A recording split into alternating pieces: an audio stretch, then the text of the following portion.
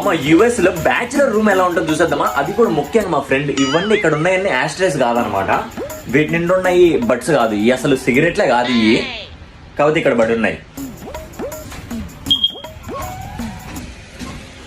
ఇంక ఇదైతే షూ స్టోరే కాదు మామ, ఇవన్నీ షూసే కాదు. అదిగో అవన్నీ షూస్ కాదు. ఇక్కడ చూసుకుంటే ఇవి అయితే బీర్ డబ్బాలు అస్సలు కానే కాదు, ఈ బీర్ డబ్బాలే కాదు. పాపం ఎవడో దాగాడు పెట్టినాడు ఇవన్నీ. అవి కూల్ డ్రింక్ బాటిల్స్ అనమాట, ఇవన్నీ గాజు బాటిల్స్, కూల్ డ్రింక్ బాటిల్స్.